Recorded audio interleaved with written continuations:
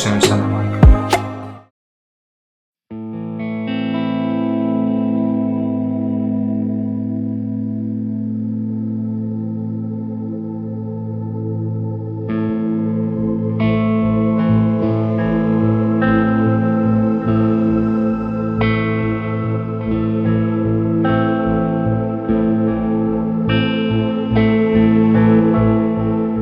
Adoradores del squash, la gomina y la vinagreta de coral. Desde el aire, sobre nubes de Christian Dior, decidían tu futuro con una simple firma. Marchantes de nuestro destino, encorbatados en un perpetuo jet lag.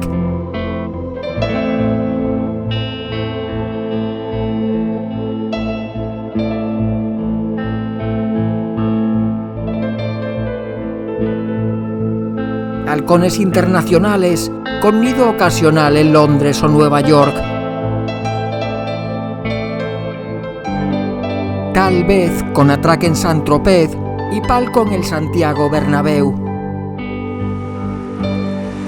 Hace más de 30 años los yuppies, los ejecutivos agresivos, dominaban su planeta azul turquesa. Quizá respondiesen al nombre de Mario, quizá al apellido Conde.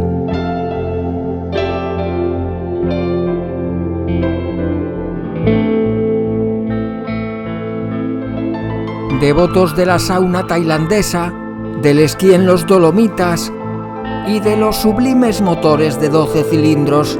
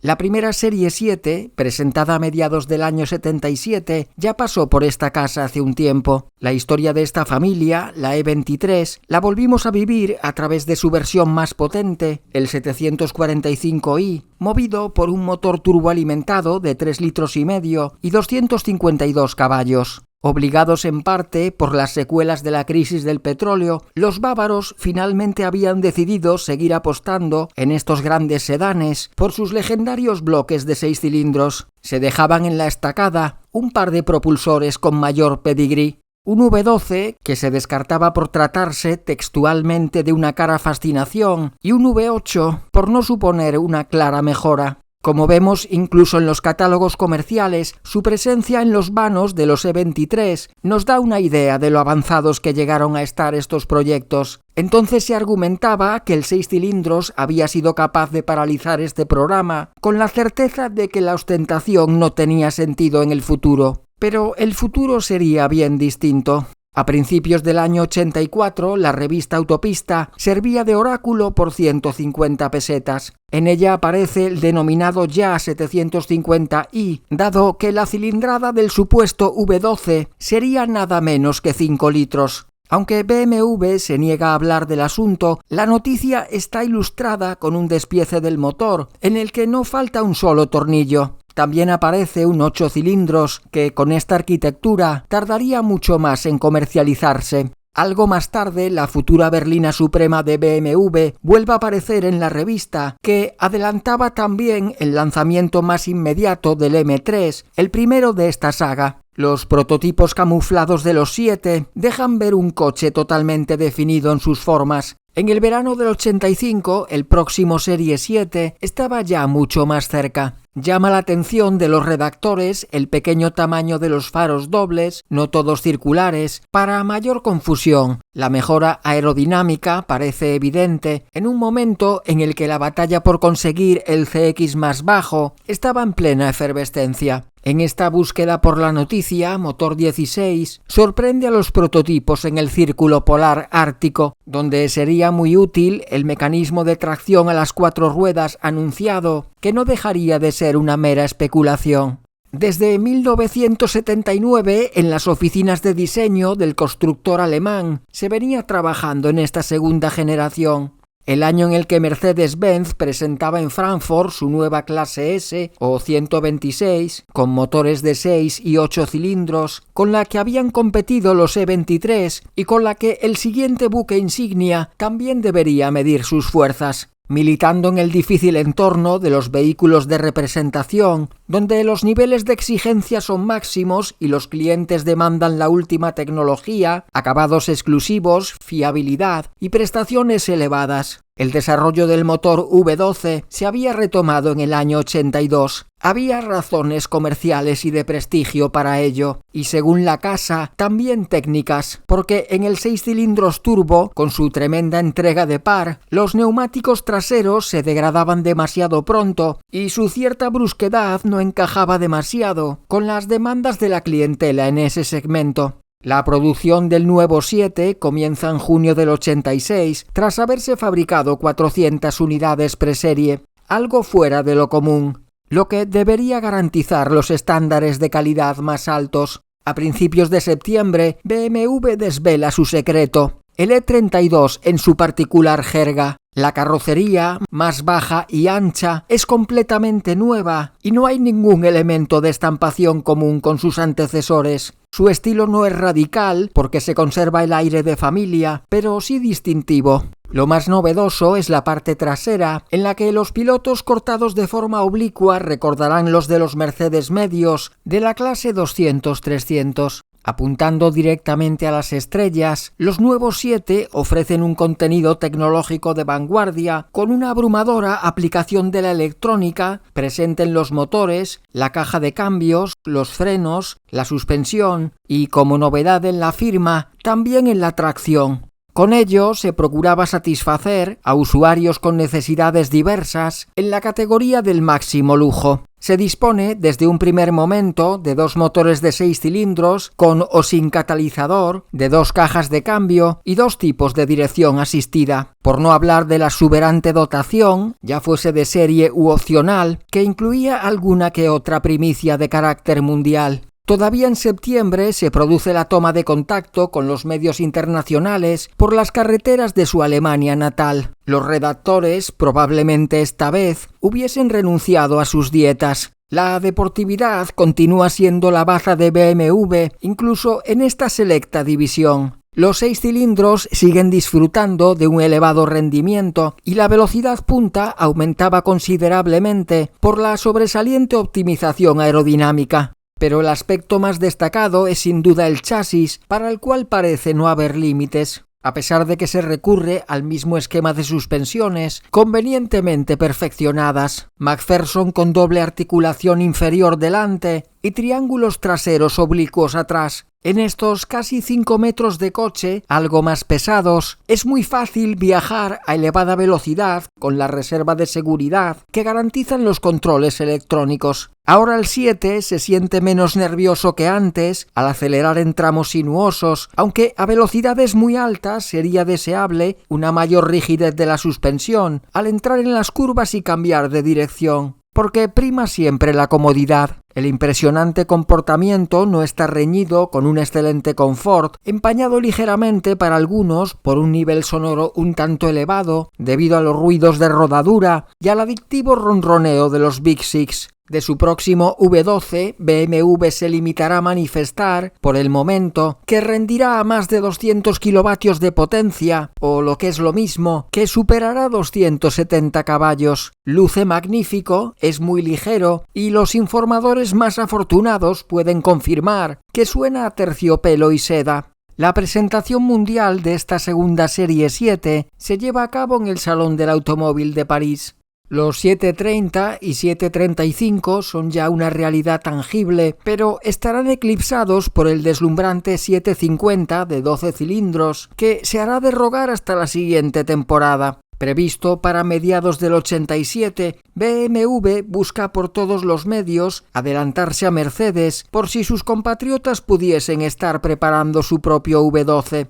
En el evento parisino también se desvela la nueva generación del Audi 80, el Citroën AX, el Seat Ibiza con 5 puertas o la variante más práctica y familiar del Renault 21. Poco después, en noviembre, se dan a conocer los resultados del certamen del coche del año en Europa, lo que permite situar a nuestro protagonista entre otros modelos que fueron puestos a la venta por aquellas fechas. El ganador del título es el Opel Omega, seguido del Audi 80. El BMW obtiene una notable tercera posición. Entre sus rivales más directos, aspiraba a mucho más. Además de la clase S, el 7 debería enfrentarse en los concesionarios con el también novísimo Jaguar XJ40. El E32 más potente por el momento combatiría por potencia con el V8 más modesto de Mercedes o con el 6 en línea británico, coronado por una culata de 4 válvulas por cilindro. El bávaro hace valer su mayor modernidad en algunos aspectos ante el 420 y despunta en comportamiento rutero, más propio de un vehículo más ligero y de menor tamaño.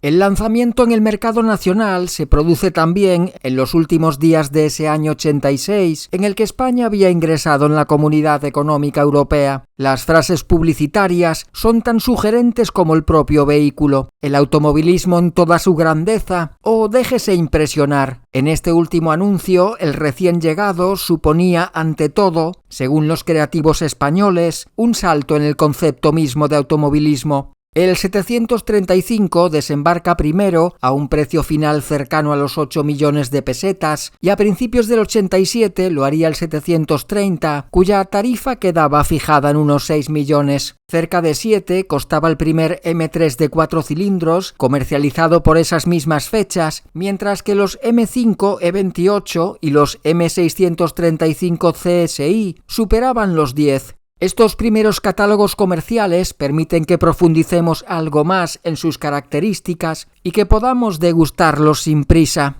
Manteniendo su inconfundible silueta y los clásicos riñones como parrilla, el coeficiente CX se reducía de 0,42 a 0,32, con una sección frontal ligeramente inferior. Sin embargo, los esfuerzos se centraron en mejorar la estabilidad a alta velocidad. En comparación con la antigua carrocería, la elevación de la parte trasera se veía reducida en un 75%. La finura en el diseño se debe en parte a los pequeños faros delanteros. En los de cruce y en los antiniebla se recurre, como novedad mundial, a la tecnología elipsoidal, cuyo funcionamiento es similar al de un proyector de diapositivas. Al utilizar un conjunto de lentes, proporcionan un 30% más de iluminación en los 50 primeros metros y deslumbran menos.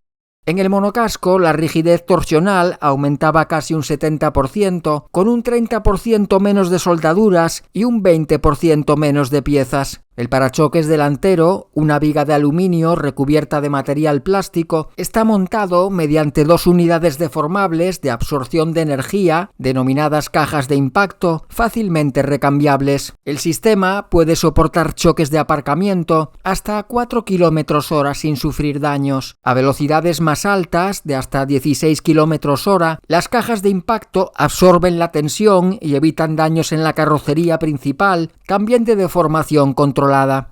La principal primicia en el bastidor es el sistema ASC, acrónimo de Control Automático de Estabilidad, aunque realmente se trataba de un control de tracción. El EDC, o Control Electrónico de la Amortiguación, permite adaptar la respuesta de las suspensiones a una conducción más deportiva o más confortable, con 2 modos de funcionamiento. Otra innovación es la dirección Servotronic, ofrecida inicialmente de forma opcional, con asistencia inversa a la velocidad del coche y no al régimen del motor. Los 6 cilindros monoárbol son los míticos M30 con 2 válvulas por cámara, a los que se aplicaban numerosas mejoras tanto de tipo mecánico, en la admisión, el escape y las cámaras de combustión, como en la electrónica de control. Se monta una nueva Motronic de tercera generación, con la que se optimizan los consumos y las emisiones. El 3 litros es inédito, aunque procede del antiguo 2800, al que se le aumentaba el diámetro de los pistones. Rinde 197 caballos. También sin catalizar, el 735 entrega 220, 2 más que en la generación anterior. De serie se monta una caja manual de 5 relaciones y previo pago puede instalarse el cambio automático electrohidráulico. La famosa caja inteligente de 4 velocidades y 3 programas de conducción, económico, sport o manual de marchas fijas. En el habitáculo el diseño es sobrio y continuista, pero sorprende a sus pasajeros con una inagotable serie de soluciones ingeniosas. Tanto la central de chequeo, con función sonora y 3 niveles de prioridad, como el ordenador de a bordo, muestran sus advertencias e informaciones en una nueva pantalla de cristal líquido situada en la parte inferior de la instrumentación. Se sigue empleando el indicador de intervalos de servicio y el control de energía que ofrece la lectura del consumo instantáneo de combustible. Otra innovación son los cinturones traseros de geometría inversa con las hebillas en el exterior, lo que facilita su manejo con una sola mano. Su diseño evita que en caso de colisión los pasajeros se deslicen hacia el centro y se golpeen entre sí. En las plazas delanteras, la altura de los pivotes de anclaje se ajusta automáticamente a medida que los asientos se mueven tanto hacia adelante como hacia atrás. Entre los extras podemos citar el airbag para el conductor, como en los últimos E23, la memoria electrónica para los asientos y retrovisores exteriores, la tapicería de cuero, el techo practicable eléctrico o un volante deportivo de 3 radios. En el más potente se montaban de serie unas llantas de aleación que serán opcionales en el 730, que en su configuración normal recurría a unos tapacubos. En ambos podía disponerse como opción de unas llantas forjadas de radios cruzados, lo que hacía necesario el uso de los especiales neumáticos TRX. En estos primeros catálogos aparecía ya la variante alargada en unos 11 centímetros, destinados a mejorar la habitabilidad de las plazas traseras. Estaba disponible únicamente en el 735 y suponía un aumento de peso de solo 50 kilos, según datos oficiales. También se anticipaba el flamante 12 cilindros que convertía a la firma de Múnich en el cuarto productor capaz de fabricar entonces un motor de semejante concepción, empleada por Ferrari, Lamborghini y Jaguar. Mientras este llegaba, solo alguien como el gran Arturo Andrés podía describir tan acertadamente cómo era el E32 más potente. Si uno se quiere dedicar a un deporte tan caro y elitista como la caza de estrellas, especialmente si estas son de 3 puntas, es imprescindible utilizar un arma de este calibre. Pero como estaba previsto, el calibre sería todavía mayor, porque el deseo de BMW era tratar de tú a tú al más poderoso de los Mercedes clase S. El 560, cuyo motor de 5.600 centímetros cúbicos entregaba 300 caballos. ¿Por qué no empezar por igualar su potencia? El 750, que merecía una presentación específica, debutaba ante el gran público en marzo del 87 en el Salón de Ginebra. Se distingue por su frontal con los riñones más anchos y por las llantas de diseño específico, siempre de 15 pulgadas. Se trata del primer automóvil alemán que monte un motor V12 desde poco antes de la Segunda Guerra Mundial, del que se esperaban entregar entre 10 y 13.000 unidades anuales. Es un potenciador de imagen, un glutamato de prestigio para la gama de 6 cilindros, un derroche de lujo, confort y tecnología. El 12 cilindros empieza a comercializarse en España a principios del 88, cuando se nos invitaba a conocer la perfección,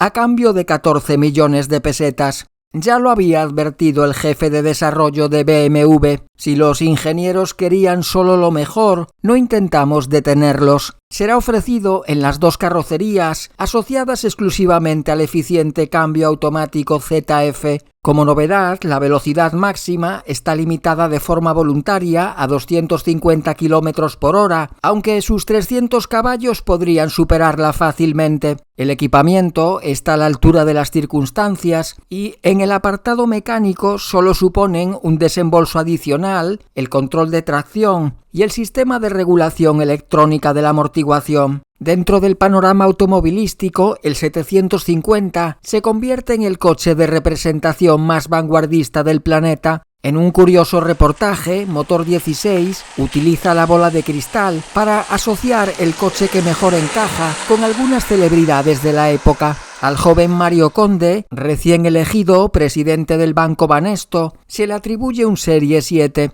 un 730, especial, eso sí, porque para abrirlo es necesario utilizar una tarjeta American Express, y entonces entendemos la fina ironía. El caso es que el señor Conde fue propietario de uno, como años después lo confirmaría la revista Vanitatis, provisto de teléfono integrado, fax y hasta un enfriador para la bebida. Del vino se decía, quizá era un V12. 1988 termina con 132 ejemplares del 750 comercializados en nuestro mercado, exactamente el doble de los 560 que entrega Mercedes-Benz. Y el año siguiente se cierra con 579 unidades de esta serie desembarcadas en España, lo que suponía también un excelente registro. En las mecánicas de 6 cilindros se produce una reducción en la potencia de 9 caballos, por lo que pasan a anunciarse 188 y 211, las mismas cifras que se declaraban desde un principio para las unidades catalizadas y para los nuevos Serie 5. Desde hacía un año, esta gama intermedia había imitado sus formas en un formato algo más compacto. Tanto el estilo de su carrocería como los trazos de su interior, en el que el parecido era todavía más evidente. Para algunos, el escalón inferior esta vez se había acercado demasiado a la cumbre, porque además el E34 incorporaría buena parte de las novedades técnicas estrenadas en los 7, como los faros elipsoidales, la Servotronic, el control de tracción y sus motores de 6 cilindros. El año 90, el de la reunificación alemana, transcurre para BMW a la velocidad de la luz, la del control absoluto, ya que por primera vez supera el 500.000 de turismos fabricados. A finales de esa temporada, uno de los mejores automóviles del mundo, el 750, es el encargado de presentar en España al segundo BMW con motor V12. El 850i, un fascinante coupé que ya pasó por el canal y que, entre otras novedades, contará con un cambio manual de 6 velocidades que nunca llegará a estas grandes berlinas. El coupé devuelve el sublime cameo publicitario, en el que el otro 50 se deja ver con las nuevas llantas de radios múltiples, también de 15 pulgadas, como las primitivas de formas lisas. El 7 más modesto, el 730, es, sin embargo, el protagonista, en 1990, de la colección BMW Art Cars. El más exclusivo de los E32 estará decorado por el artista canario César Manrique, que recrearía en su carrocería el paisaje de la isla de Lanzarote. 1991 es un año clave en esta historia, y no precisamente fácil. En marzo, en el Salón de Ginebra, Mercedes desvelaba la clase S V140, un colosal vehículo que al fin disponía de un motor de 12 cilindros con 300 unidades de potencia, pero no caballos, sino kilovatios, por lo que el 6 litros con 4 válvulas por cilindro y distribución variable será capaz de entregar 408 caballos en la motorización 600, que superaba en su carrocería alargada los 2.200 kilos de peso.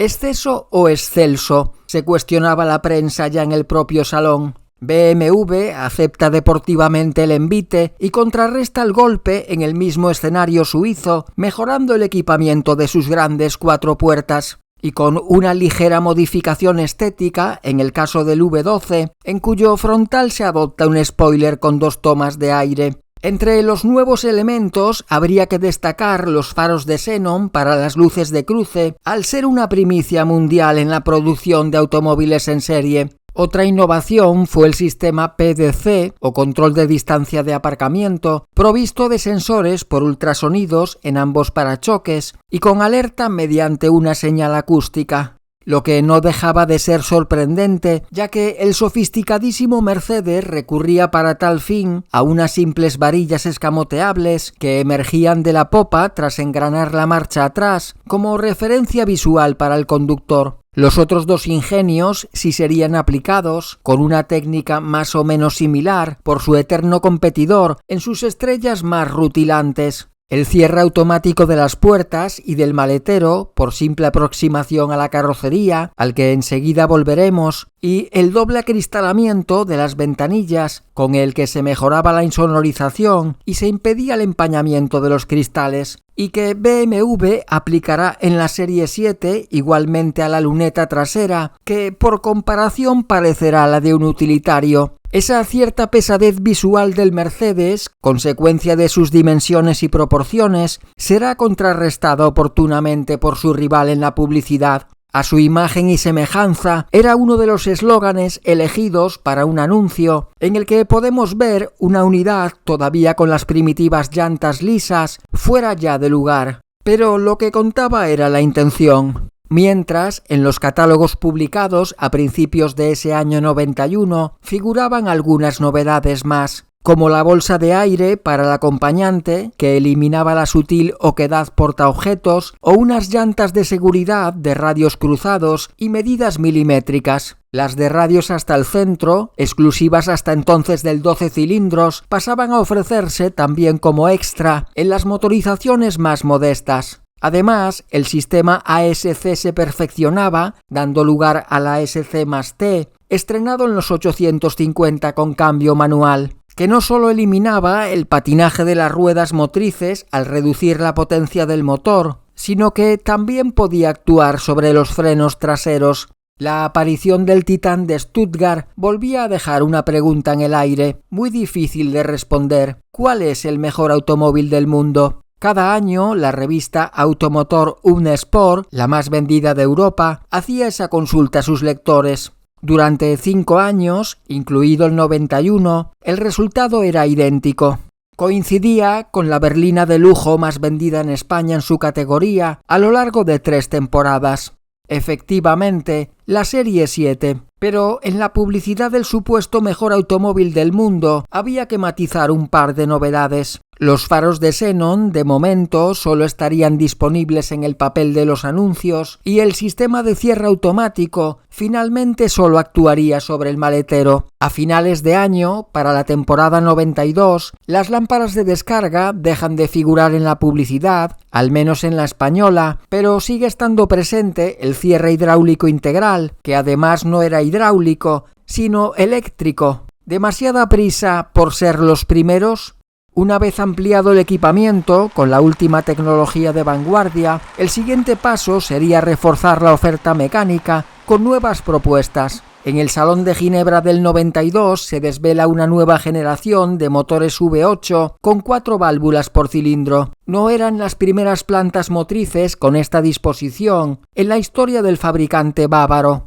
De hecho, BMW había sido la primera marca alemana en emplearla, ya en los años 50, en los adorables Ángeles barrocos. Los 8 cilindros M60 en clave interna se ofrecerán en 2 cubicajes, 3 y 4 litros, con 218 y 286 caballos respectivamente. Una potencia, esta última, peligrosamente próxima a los 300 del 750. Con los V8 se estrenaba una transmisión automática de 5 velocidades que a los programas conocidos sumará uno invernal, especialmente estudiado para firmes deslizantes. En el caso de los 740, asociados exclusivamente a esta caja, se anunciaba una velocidad punta de 240 km/h, curiosamente autolimitada. Quizá para no poner en una cierta evidencia al V12, para el que se prometía el mismo valor de aceleración en el paso de 0 a 100, 7,4 segundos.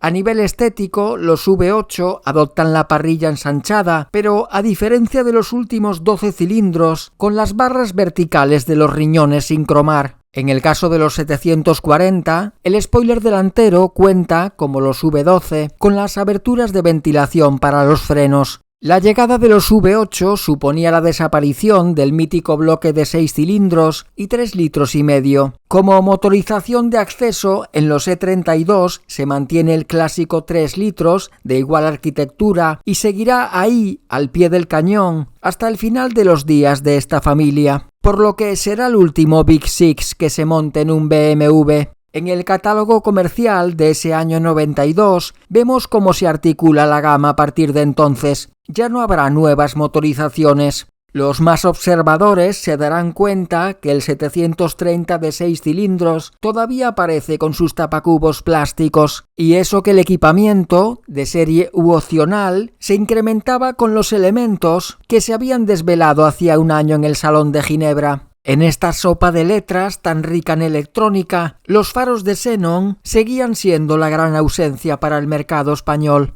Las últimas apariciones publicitarias de los 7 siguen siendo una alusión directa a los clase S. En ellas aparece como el nuevo patrón de pesos y medidas, destinado a aquellos que creen que el valor de las cosas no se mide en metros ni kilos. Porque, como leíamos, el gran BMW seguía siendo la medida exacta de las exigencias de su categoría.